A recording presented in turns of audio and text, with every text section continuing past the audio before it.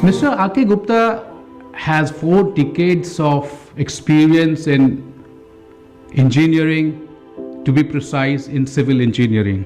He holds BE degree in civil engineering and MBA in HR. He has been in leadership position for almost 2.5 decades, if I may say, sir. And you are president of Vibgyor Marvels. This is your latest, we call it latest experience and exposure that you want to talk about in the world where we are, this organization wise. You are also president of India Water Partnership and consulting advisor to NABARD, and we all know when we interviewed you last time, sir, many years back, few years back certainly, you are former chairman and managing director of Webcos NPCC, which is a Government of India undertaking. Mr. Gupta, what inspired you to look for this window of opportunity when there are so many consulting firms, but your consulting firm, Vibgyor Marvels, please tell us about it, the idea behind it. It seems to be, after 4 decades, this is a new venture, latest venture, and very promising as well. Thank you very much for this excellent introduction. I have, as you mentioned, more than 4 decades of experience of working in India and worldwide. I have extensive working knowledge in Africa, in Southeast Asia, in CIS countries and Latin America. During my world travels and my projects that I executed there, I came to know that companies, Indian companies and even foreign companies, work in silos.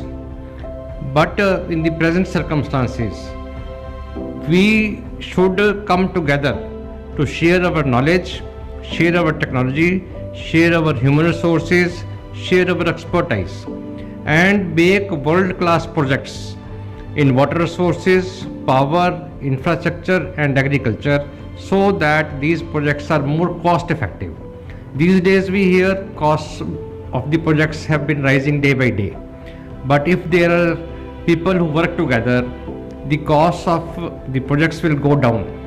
They will be more economical and they will be less burden on the society. Whereas the benefits to the society will be large. The projects that I am talking about are irrigation projects or road projects or real estate projects. They create a multiplier effect, because when these projects are established, there is growth of industry in the region, there is growth of road networks, there is purchasing power of those people increases, it improves the quality of life. So as our government has mentioned, Atmanirbhar and Make in India, Skill India.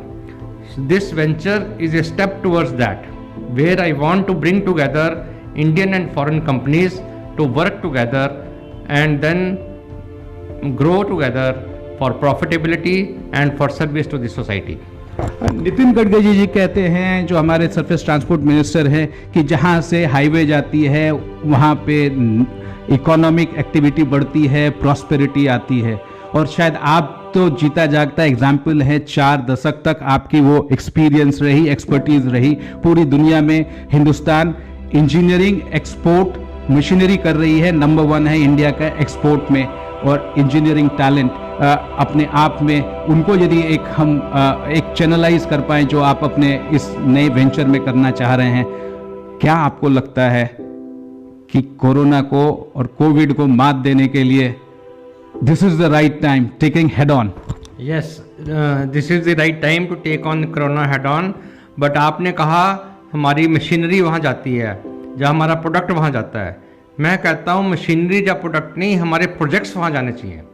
वहाँ पे जाके हमें highways, dams, railway lines और इस तरह की industries, agro processing plants लगाने चाहिए, ताकि जिस कंट्री में भी हम काम करेंगे, their economic wealth is also increased. Africa में if we put a project, it should be export targeted projects, which they are able to export to European markets and other markets.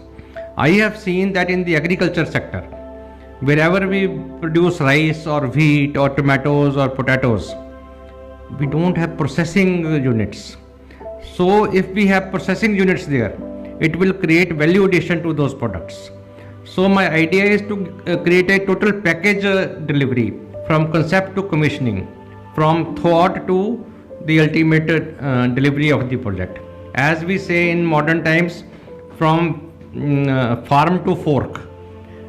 We have to say from concept to commissioning, and later on operation and maintenance of those projects. And in the process, train those people, train our partners, train our people how to handle the projects once they are on the ground. Because a project has a life cycle of maybe 100 years. But if it is not maintained properly, it may go down the drain in 10 years.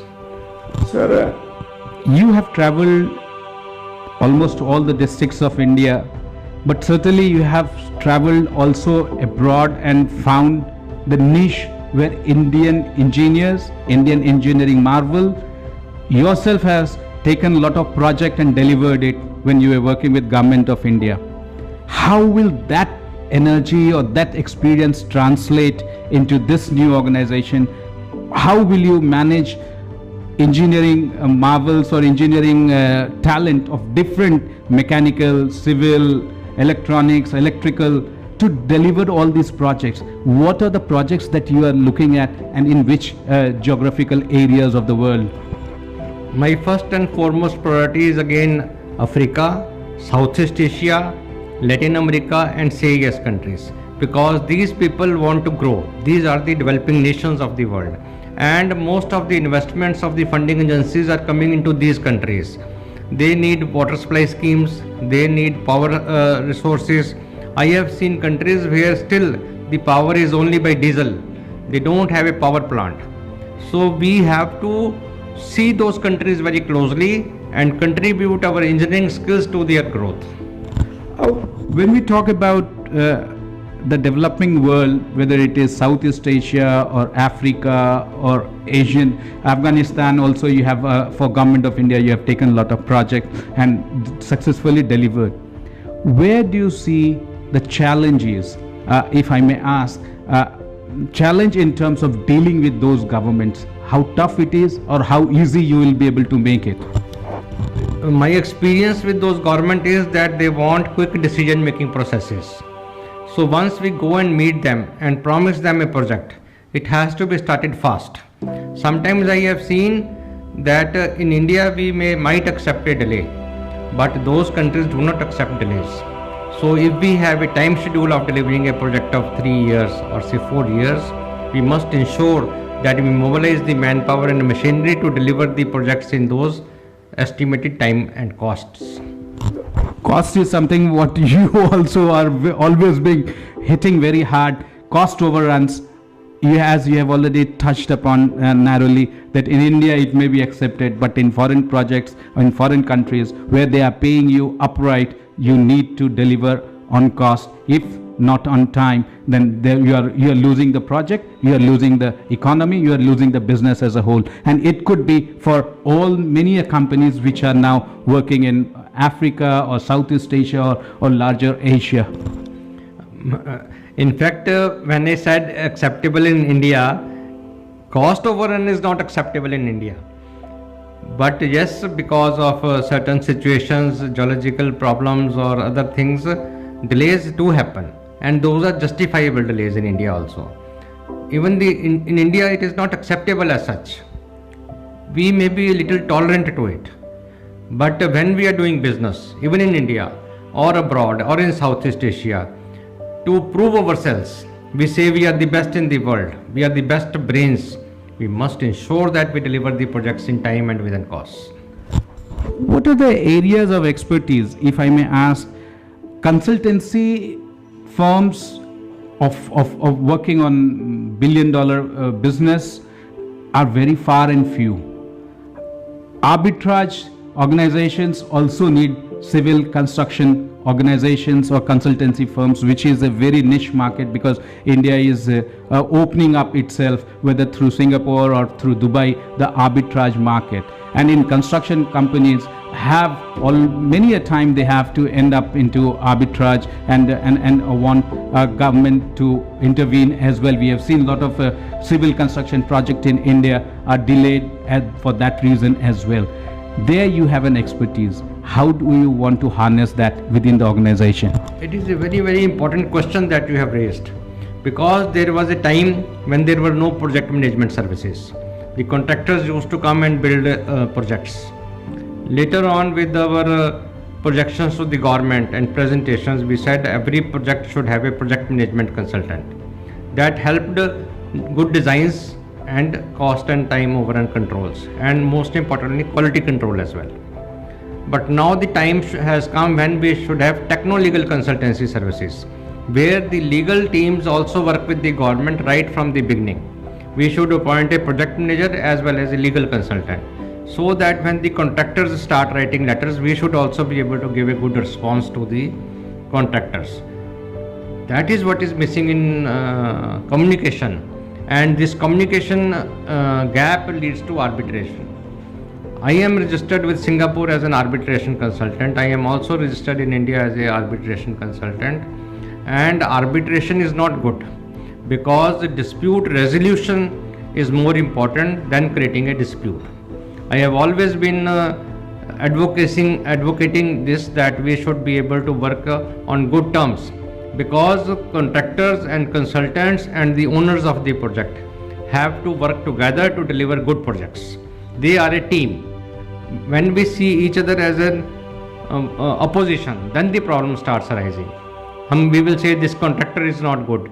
It is our job to get a good work done from the contractor. So under the banner of Vibgyor Marvels, I am going to hold a training session for the contractors, for the government officials, that how to work hand in hand for delivering good projects. Sir, one important question that comes to my mind is the present Modi government is, I think, first time in last 70 years that we have seen the construction, whether it is road construction, whether it is civil construction, has gone up domestically. Are you looking at that market as well in India as well, apart from the foreign market that, or for other markets that you are looking for? Surely, I am looking at the market in India as well as abroad for our companies, because my services will be in advisory capacity, where I create a platform or a thought process of positive thinking in line with the government thinking to serve our country. That is my intention.